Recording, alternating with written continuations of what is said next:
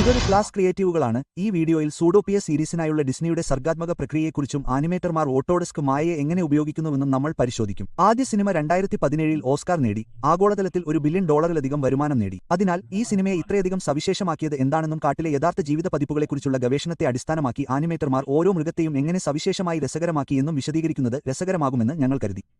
ഈ ആനിമേഷനുകൾ എങ്ങനെ നിർമ്മിച്ചു? മൃഗങ്ങളുടെ രോമങ്ങളുമായി അവർക്ക് നേരിടേണ്ടി വന്ന ചില സാങ്കേതിക പരിമിതികൾ. 3D കഥാപാത്രങ്ങളുടെ പോസുകളും പ്രകടനങ്ങളും ആസൂത്രണം ചെയ്യാനും ഉയർത്താനും ചില ആനിമേറ്റർമാർ കൈകൊണ്ട് വരച്ച 2D ആനിമേഷൻ ഉപയോഗിച്ച് പഴയ സ്കൂൾ എങ്ങനെ പിന്തുടർന്നു?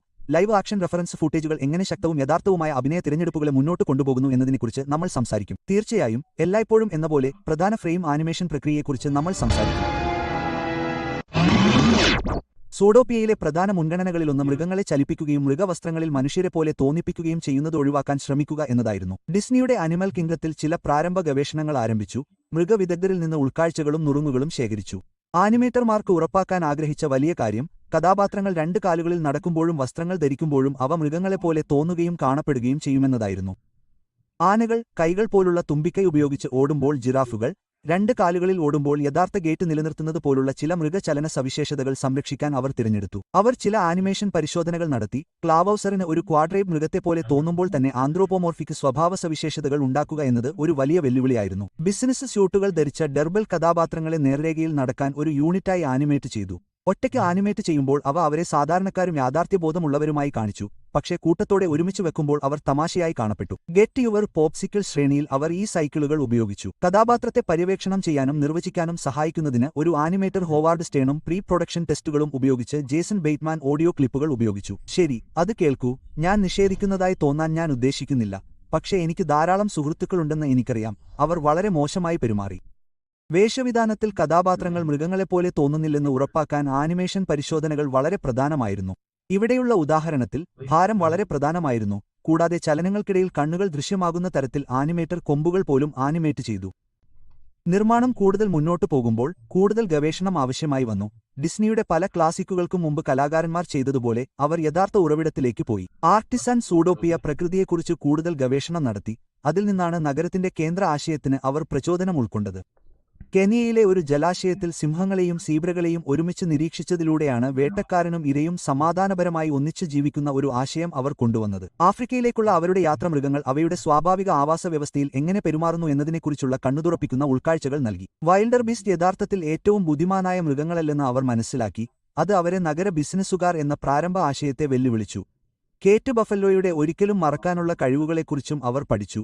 ഇത് ചീബ് ബോഗോയുടെ കഥാപാത്രത്തെക്കുറിച്ചുള്ള ആശയത്തിലേക്ക് നയിച്ചു.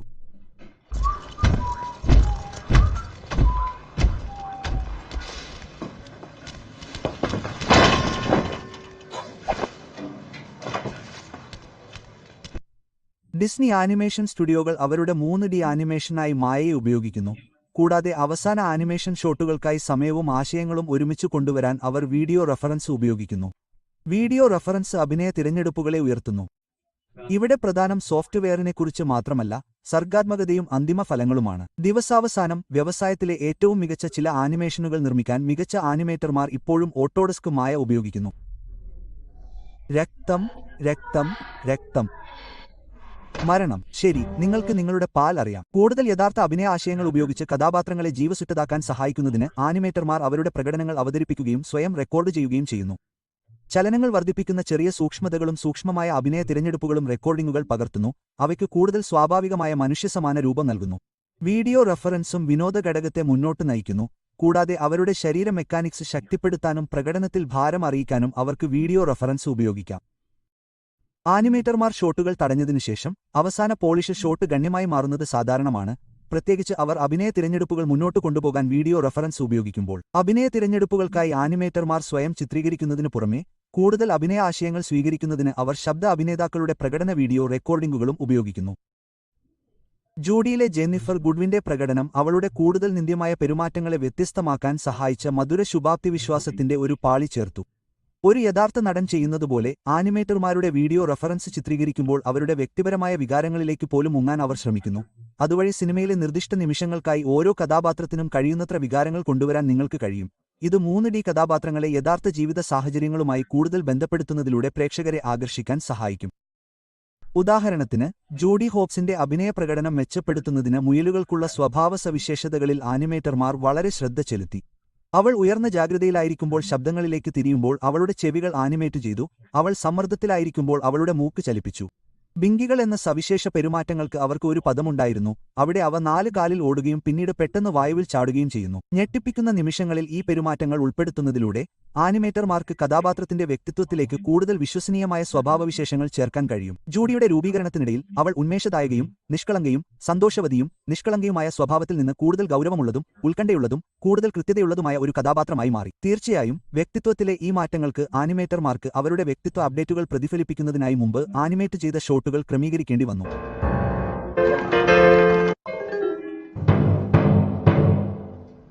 ആനിമേറ്റർമാർക്ക് അധിക അഭിനയ ആശയങ്ങൾ നേടുന്നതിനും നിർദ്ദിഷ്ട ആക്ഷൻ ബീറ്റുകൾ നിർവചിക്കാൻ സഹായിക്കുന്നതിനും തങ്ങൾക്ക് പുറമെ മറ്റ് ആനിമേറ്റർമാരുടെ ഫിലിം വീഡിയോ റഫറൻസും ആവശ്യമാണ്. ചിലപ്പോൾ സ്റ്റോറി ബോർഡുകൾ വീഡിയോ റഫറൻസുമായി സംയോജിപ്പിക്കുന്നത് ആനിമേറ്റർമാരെ അവരുടെ ഷോട്ടുകൾ ആസൂത്രണം ചെയ്യാൻ സഹായിക്കുന്നു. വിഭവങ്ങളുടെ ഒരു മിശ്രിതം ഉണ്ടായിരിക്കുന്നത് കഥാപാത്ര അഭിനയ പ്രകടനങ്ങളെ മുന്നോട്ട് കൊണ്ടുപോകാൻ കൂടുതൽ ഓപ്ഷനുകൾ നൽകുന്നു. ആനിമേഷൻ പ്രക്രിയയുടെ ഏറ്റവും കഠിനമായ വശങ്ങളിലൊന്ന് ആനിമേറ്റർമാർ റഫറൻസ് ഷൂട്ട് ചെയ്യുകയും അവരുടെ ഷോട്ട് പൂർണ്ണമായും ആനിമേറ്റ് ചെയ്യുകയും ചെയ്യുമ്പോൾ പോലും അത് ഇപ്പോഴും സിനിമയിൽ നിന്ന് മുറിച്ച് ഒഴിവാക്കപ്പെടാം എന്നതാണ്. സിനിമാറ്റിക് ഫ്ലോ മെച്ചപ്പെടുത്തുന്നതിനോ അല്ലെങ്കിൽ ഒരു ചെറിയ നിമിഷം നൽകുന്നതിനോ സംഭാഷണം ട്രിം ചെയ്യുന്നത് സാധാരണമാണ്. വേഗത വർദ്ധിപ്പിക്കുന്നതിന് അവർ ലൈനുകൾ മുറിക്കുകയും ചെയ്യുന്നു, പ്രത്യേകിച്ച് തീവ്രമായ ആക്ഷൻ സീക്വൻസുകൾക്കിടയിൽ.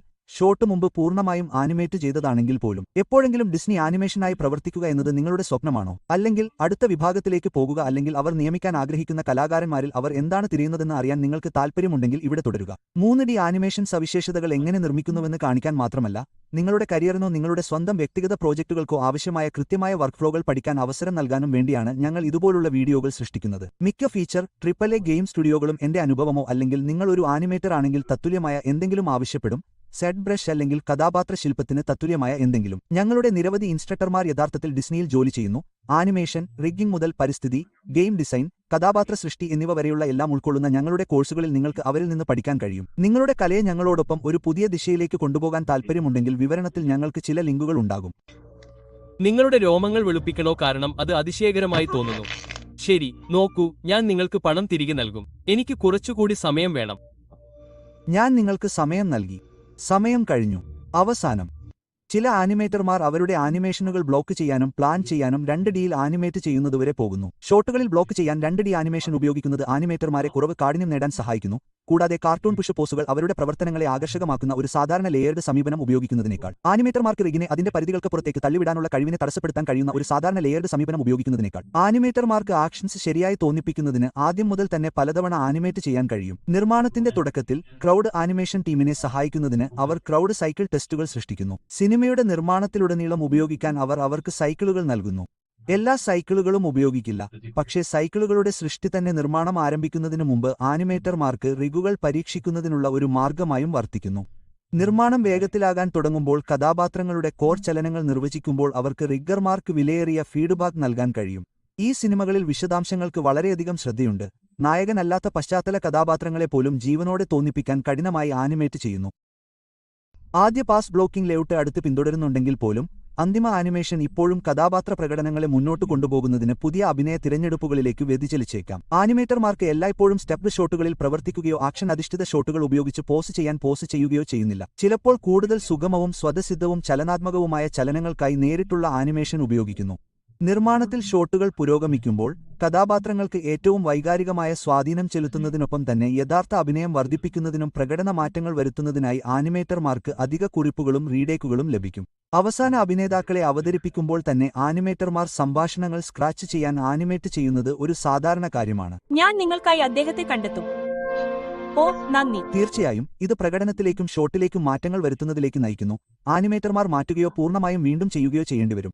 ആനിമേഷൻ നിർമ്മാണ പ്രക്രിയയിൽ ഇത് വളരെ സാധാരണമാണ്. അതെ. ഓ, വരൂ, നമുക്ക് CPDയിലേക്ക് പോകണം. കഥാപാത്രങ്ങളെ അവരുടെ ആദ്യ ബ്ലോക്കിംഗ് പാസ്, അഡ്രസ് നോട്ടുകൾ എന്നിവയിലൂടെ സംവിധായകന്റെ കാഴ്ചപ്പാടിനോട് കഴിയുന്നത്ര അടുത്ത് പ്രവർത്തിക്കാൻ പ്രേരിപ്പിക്കുക. തുടർന്ന് ആനിമേഷൻ അന്തിമമായി മിനുക്കുക എന്നതാണ് ആനിമേറ്ററുടെ ലക്ഷ്യങ്ങൾ. എന്നാൽ ചിലപ്പോൾ ഒരു ലളിതമായ നോട്ടത്തിന് പോലും സൂപ്പുകളിൽ നിന്നും സംവിധായകരിൽ നിന്നും അംഗീകാരം ലഭിക്കുന്നതിനു മുമ്പ് നിരവധി പരിഷ്കാരങ്ങൾ ആവശ്യമായി വന്നേക്കാം. തെറ്റായ ആശയവിനിമയം, കഥയിലെ മാറ്റങ്ങൾ, സംഭാഷണ മാറ്റങ്ങൾ, ചുറ്റുമുള്ള ഷോട്ടുകൾ, അല്ലെങ്കിൽ വ്യത്യസ്ത പ്രകടനങ്ങളോ പോസുകളോ ആവശ്യമുള്ള ഹുക്കപ്പ് ഷോട്ടുകൾ, അല്ലെങ്കിൽ സംവിധായകൻ വ്യത്യസ്തമായ വഴിക്ക് പോകുന്നത് എന്നിങ്ങനെ ഇത് സംഭവിക്കാൻ നിരവധി കാരണങ്ങളുണ്ട്.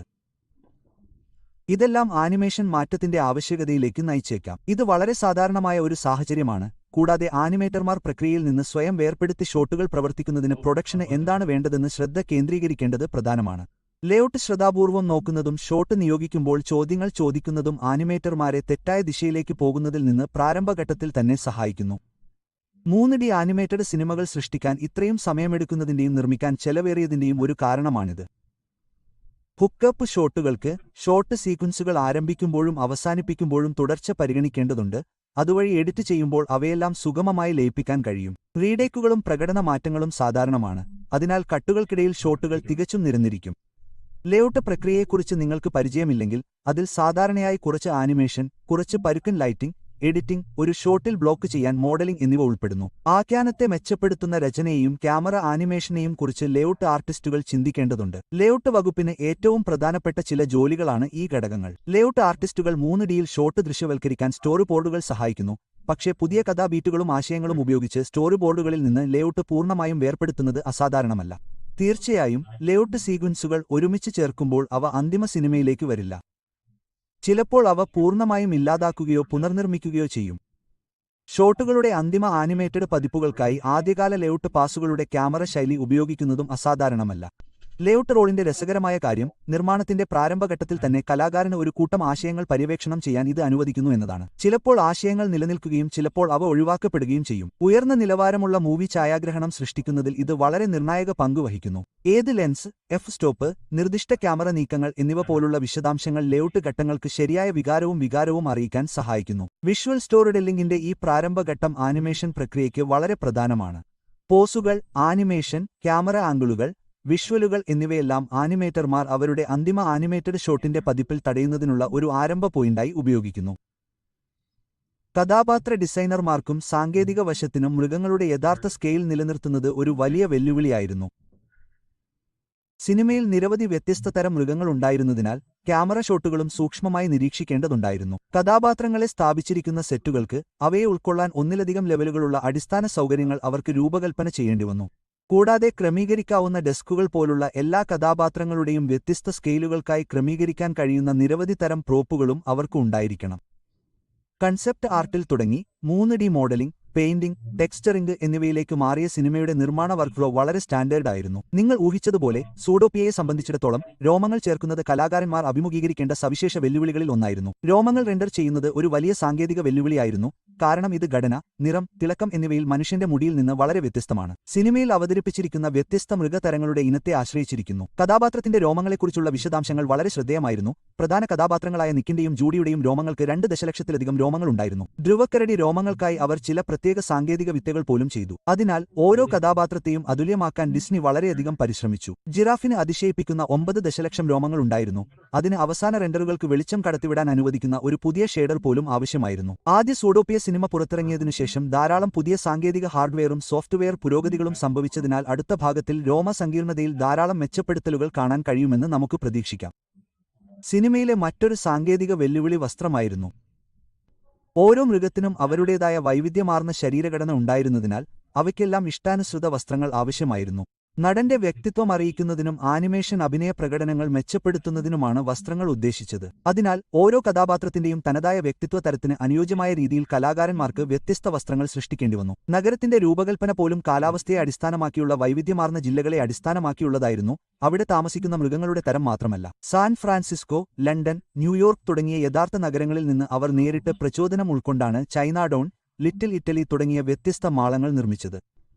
തണ്ടർഡൌണിന്റെ തണുത്ത എക്സ്ഹോസ്റ്റ് സഹാറ സ്ക്വയറിന്റെ ചൂടിനെ പോഷിപ്പിക്കാനും ഉരുകുന്ന ഐസ് മഴക്കാടുകൾക്ക് വെള്ളം നൽകാനും കഴിയുന്ന നിർമ്മിത കാലാവസ്ഥ എന്ന ആശയത്തിലേക്ക് ഈ ആശയങ്ങൾ നയിച്ചു. ഇതെല്ലാം നഗരത്തിനുള്ളിൽ ഒരു സ്വാഭാവിക ആവാസവ്യവസ്ഥ സൃഷ്ടിച്ചു. നഗരം പ്രേക്ഷകർക്ക് ജീവനുള്ളതും യഥാർത്ഥവുമാണെന്ന് ഉറപ്പാക്കാൻ പരിസ്ഥിതി ഡിസൈൻ ടീം നടത്തിയ വിശദാംശങ്ങളിലേക്കുള്ള തീവ്രമായ ശ്രദ്ധയാണിത്. ടാലന്റ് ഡെവലപ്മെന്റ് പ്രോഗ്രാമിന്റെ ഭാഗമായ ജൂനിയർ ആനിമേറ്റർമാർ ചിലപ്പോൾ മാർക്കറ്റിംഗിനുള്ള ടൂൾകിറ്റുകൾ എന്നറിയപ്പെടുന്നവയിൽ പ്രവർത്തിക്കുന്നു. ഈ ആനിമേറ്റർമാർ സിനിമയിലെ യഥാർത്ഥ ഷോട്ടുകൾക്ക് തയ്യാറാണോ അല്ലയോ എന്ന് കാണാനുള്ള പരീക്ഷണങ്ങളായി ഇത് ഇരട്ടിയാക്കുന്നു.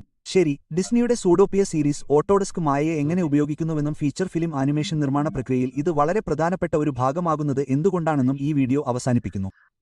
ഈ വലിയ സിനിമകളെല്ലാം പോലെ ഇത് ശരിക്കും ഒരു ടീം പ്രയത്നമാണ്. സിനിമയിൽ പുതിയ എന്തെങ്കിലും കൊണ്ടുവരാൻ എല്ലാ വകുപ്പുകളും ഒരുമിച്ച് പ്രവർത്തിക്കുന്നു. വീഡിയോ റഫറൻസ്, 3D ആനിമേറ്റഡ് ഷോട്ടുകൾ പ്രദർശിപ്പിക്കുന്നതിനുള്ള 2D ആനിമേഷൻ പ്ലാനിംഗ്, വിഷ്വൽ ഇഫക്റ്റുകളിലെ പുരോഗതി എന്നിവയുടെ സംയോജനം ഈ ഫ്രാഞ്ചൈസിയെ $1 ബില്യൺ ഡോളറിലേക്ക് എത്തിച്ചു.